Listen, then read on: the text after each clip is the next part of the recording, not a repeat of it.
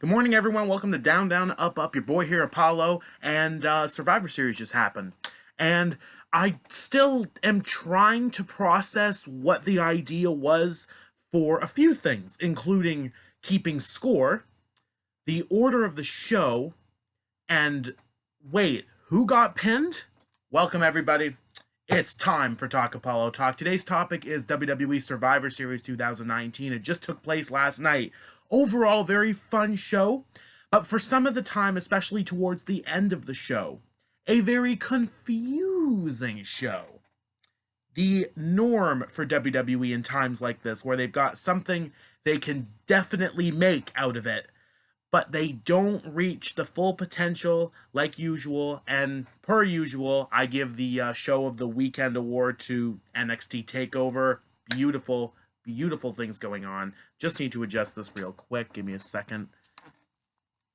There we go. Magic time. So let's go through. First of all, the kickoff. 2 hours. It's not just going to be talking. We all knew that something was going to be added, but the question was, what? Well, we did find out on the day of that the triple threat tag team match was set to be on the kickoff. Bit of a disappointment for those guys, but they made what they could. However, there were also two other matches that were announced the day of, including a triple threat match for the Cruiserweight Championship, pitching Lio Rush from NXT, defending the championship against Raw's Akira Tozawa and SmackDown's Kalisto. All right, but it makes sense for brand warfare. The other match that was announced was a free-for-all tag team cross-branded battle royal. I use free-for-all because the idea was not to work with the teams on your brand. As silly as that sounds, that was the norm of that match. It was Raw's Street Profits, the OC, and a team I'm already struggling to remember at the time, Hawkins and Ryder, taking on NXT's Imperium minus Walter and Alexander Wolf. Where is Alexander Wolf, by the way? Didn't see him the whole weekend. Somebody let me know. Imperium, Fabian Eichner and Marcel Bartel, Breezango, which got their old theme and the crowd popped like crazy. That was great. And the Forgotten Sons minus Jackson Riker, excuse me, versus SmackDown's Lucha House Party minus Kalisto, Bobby Roode and Dolph Ziggler. Heavy Machinery, and the Revival. I think I remembered them all. That's actually what kicked us off, so let's dive right into that. It was a fun little match. The idea was once one member of a team had been eliminated, the whole team was eliminated, aka once one member of the Revival goes out, both members of the Revival are out. Trying to comprehend that from maybe 2007. That was the rule in 2007 for some tag team battle royals. I remember one that the Hardys won. That was the rule. Keeping the tradition here. In the end, it came down to the Street Profits and Bobby Roode and Dolph Ziggler. And after a little bit of a scuffle that was actually pretty entertaining for a bit, because it looked like Ziggler and Roode had it won at one point, throwing Montez Ford over the top when he was going for the splash. Didn't work out, but in the end, he still got chucked out by Ziggler, and Ziggler and Bobby Roode win one for SmackDown. They actually counted the points on the pre-show, one for SmackDown in that. Happy to see them take it because, talking with my friends, that's what I thought was going to happen, specifically those two. Moving on to the triple threat for the Cruiserweight Championship match. Amusing little match. All three of those guys know exactly what they're doing. There were some fun spots. In the end, it was obviously Lio Rush hitting the final hour, that beautiful frog splash for the win, retaining his championship, one for NXT. Moving on to the triple threat. War Raiders, tag team champions for Raw. New Day, tag team champions for SmackDown. And Kyle O'Reilly, Bobby Fish, Undisputed Era, tag team champions for NXT. It was a very fun match. Again, pretty beautiful spots. I don't have much to complain about this. I was very against the War Raiders taking this. I didn't really see any point of it when they've already lost their steam losing in Saudi Arabia. But they did win. They got O'Reilly and Fish to themselves. They hit their Viking experience, and 1, 2, 3, the Raiders get one.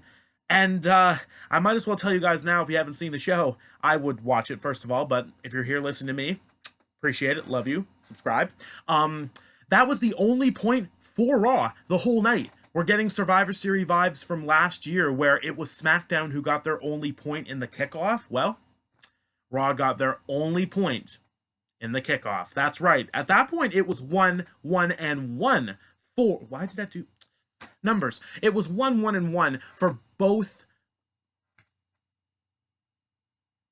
The tongue fails me yet again. It was 1, 1, 1 for all three brands. We were about to hit the main show, so my mindset was there's 4 matches left for brand versus brand versus brand. I figured every show would at least get one more point, and we would finish it off getting the final decisive fall for one brand to win the show 3-2-2. That's not how this worked. No. That's not how this worked. Very confusing mindset of the show, but we're not even there yet, so let's just jump into the main show. Kicking us off, it was the 5-on-5-on-5 Women's Survivor Series elimination match featuring Team Raw, Charlotte Flair, the Kabuki Warriors, Natalya, and Sarah Logan. Still an interesting choice, but it was good to see her back on TV. Taking on SmackDown's Carmella, Sasha Banks, Nikki Cross, Dana Brooke, and Lacey Evans. That's who I forgot in my prediction video to mention. I'm shocked. Moving on to NXT, of course, Rhea Ripley, Io Shirai, Bianca Belair, Candice LeRae, and Toni Storm. Fun stuff. It started off pretty good. Then there was the worry that, surprisingly, Candice LeRae and Io Shirai were both injured. We did not see what happened to them on the floor, or at least I missed it. They got taken to the back, and it looked like NXT were already down too. Then the match is progressing, and surprisingly, it looks like Raw and SmackDown just cannot get along. Sasha and Nikki with a few bumps, and then eventually Asuka just decided to spit her green mist all over Charlotte's face, causing her to get eliminated, and then Asuka just left. So there you go. There's some great team unity. Bottom line, finally coming down to Natalya from Raw, Sasha Banks from SmackDown, and supposedly only Rhea Ripley from NXT. There was the stare down. It looked like Natalya and Banks were going to work together until Sasha blindsided her again. Natalya, you fool. Remember what happened when Sasha came back? Gonna remember these lessons. Sasha eliminated her. Then, as Sasha was supposedly looking like she was going to get a win over Rhea Ripley, Io and Candice just came back out and helped Ripley win. We had 3 survivors. Team NXT takes it. That's what I'm talking about. Get in there. Did not see the point of them losing this match when I was making my predictions video. My mind was starting to change the opinion during the kickoff when other matches were announced, but well done, NXT. That's 2. That is 2 for you. Rhea Ripley, this is the greatest week of your life. You are a certified badass and an established roster member. Go for it. Moving on to the next one. And now I have to look at the book. Excuse me, the paper. Triple threat for the hardworking champions. Roderick Strong, NXT North American champion, baby. AJ Styles.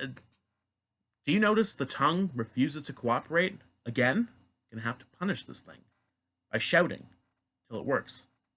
I'm rambling. AJ Styles, United States champion. Shinsuke Nakamura, new Intercontinental Championship belt around that man's waist.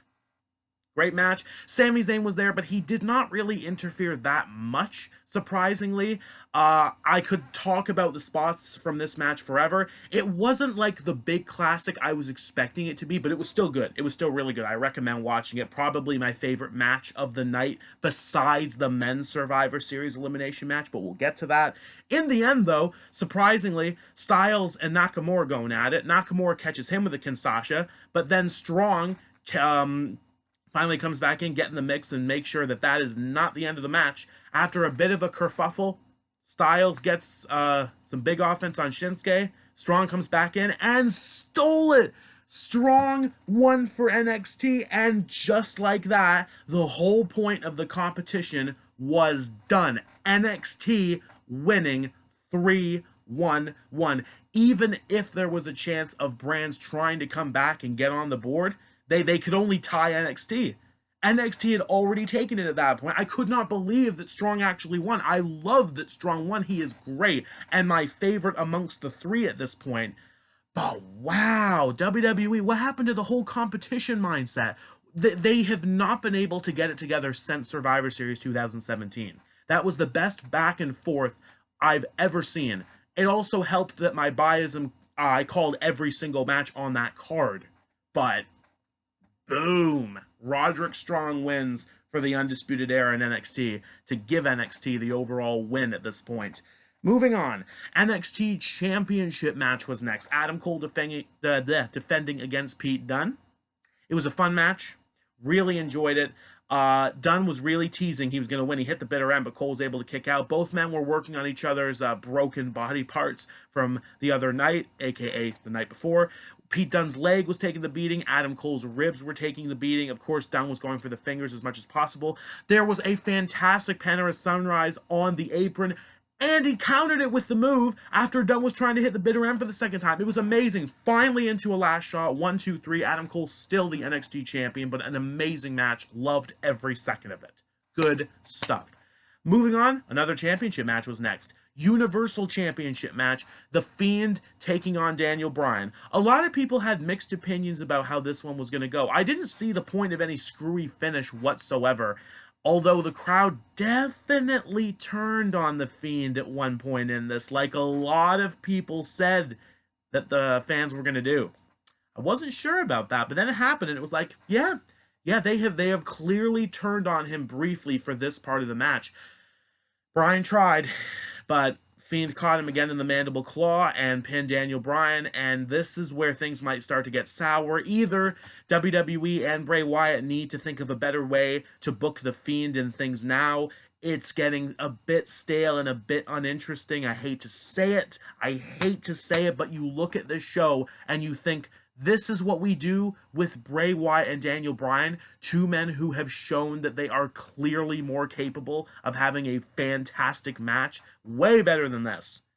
So, either another Bray Wyatt character goes downward from here on and we see how long his title reign goes, or things change and the better happens. We'll see, but the Fiend is still the Universal Champion. Daniel Bryan might be going back and do a thing with The Miz. I'm really not sure how this is going to go, but we'll see. We'll see. Moving on. Next up, and this, now we've really hit the weird part of the show. Now we really have. As if Roderick Strong winning and ending the whole brand warfare, like he won for NXT. That's it, done. As if that wasn't confusing enough. Then we hit a snag. The next match was the men's 5-on-5-on-5. Ooh, that's not what I expected to be next. I was thinking that was either going to be main event or second last. Not the case.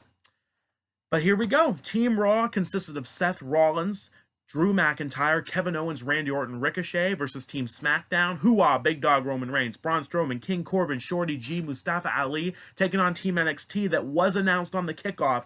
Tommaso Ciampa, Damian Priest, Keith Lee, Matt Riddle, and Walter, the NXT UK champion. And we will get to Walter right now about this, because here is where I started to get sour. It started off fine, some good back and forth, but then all of a sudden, as Walter's kicking ass, Claymore kick by McIntyre, and Drew McIntyre pinned the unpinnable machine. He did the unthinkable. He pinned Walter, and Walter was the first one eliminated. Are you kidding me? Like, really? I just couldn't process that. This is a monster that has been built in NXT UK. I'm still pretty sure he wasn't pinned in NXT UK, and not pinned in general in the WWE until now. And he was the first one out by just a Claymore kick out of nowhere, which granted is probably one of the most protected finishers right now, but still, it soured me for a bit of this match, and I was really annoyed. It didn't ruin the show, but it was still incredibly stupid. But let's try to move on. Some good falls happened later on, though. Matt Riddle pinned Randy Orton. That was really cool. There was a usual shenanigans of some team members turning on or not leaving right away. Like when Matt Riddle eliminated Orton, Orton still RKO'd him. And I think it was Corbin who stole the pin and got Riddle out. Corbin and Reigns could not get along. No surprise there.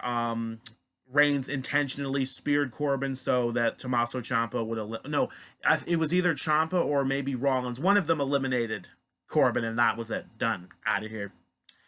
So then we really get to the bottom line of the show. We have Seth Rollins and Roman Reigns left for their respective teams. NXT still has Tommaso Ciampa and Keith Lee. And this is when you realize wait, nobody's turning on their team. This was an interesting choice. A lot of people thought that there was going to be a betrayal from one team, especially Raw, to NXT's favor, regardless if it was Seth, Drew, Kevin, or even Ricochet at this point. There was a possibility. It didn't happen. It did not happen. There was definitely fair share of betrayals, but there was no betrayals that said, "Oh, I'm going to join this brand. Screw my own brand." No, but still, fantastic match. Sadly, Ciampa got caught by the Shield's nonsense and got eliminated by Rollins after a spear stomp combination or something similar along the lines of that. But then the miracle happened. Keith Lee eliminated Seth Rollins with that beautiful fireman's carry jackhammer he does. I marked the heck out when I saw that. That was unbelievable. I did not think Keith Lee stood a chance against that. But there have been rumors that Keith Lee has been one of the most impressive stars on the main roster's liking as of late. So that might rectify it. Then, the good back and forth, then Roman just speared him and beat him, and SmackDown won. And that kind of just happened. It didn't ruin the whole show, but it sort of ruined the mood. SmackDown won, getting their second point, and final point, mind you.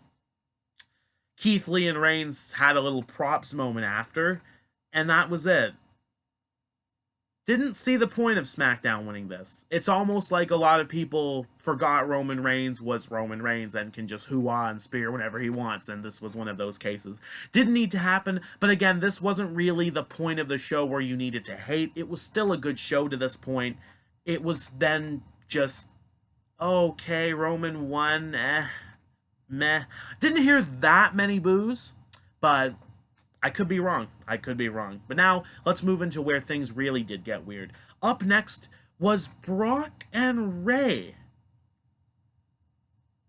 Porque? Not the main event? That's right. The women's triple threat match was the main event of the show.